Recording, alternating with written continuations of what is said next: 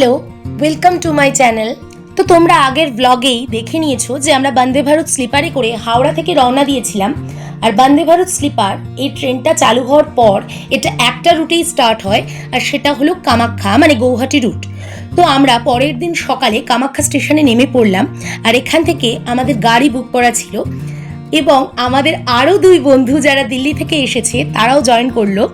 তারা হচ্ছে প্রমিত এবং প্রমা। তো আমরা 6 জন মিলে কামাখ্যা স্টেশন থেকে যাত্রা শুরু করলাম। কোথায় যাচ্ছি সেটা ধীরে ধীরে বলছি।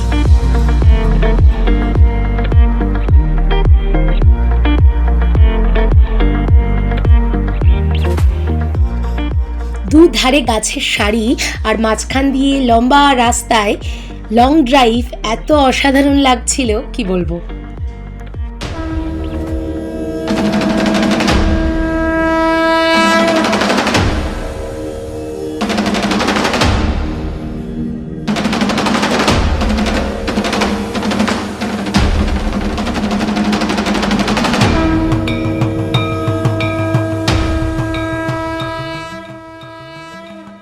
আমরা এখন এসেছি মহামৃত্যুঞ্জয় মন্দিরে।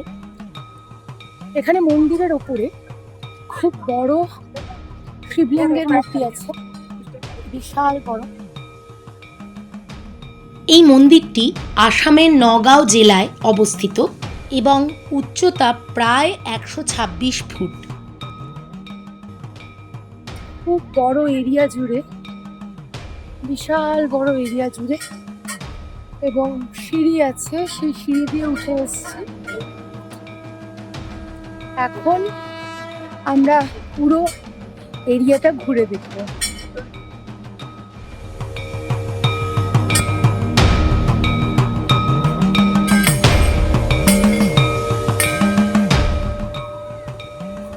এখানে যার মূর্তি দেখতে পাচ্ছেন উনি আচার্য ভৃগুগিরি মহারাজ।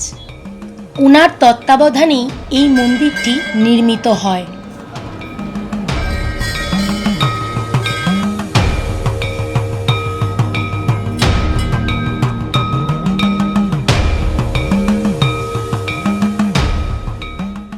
এই মন্দিরটি একটি বিশাল শিবলিঙ্গের আকারে তৈরি।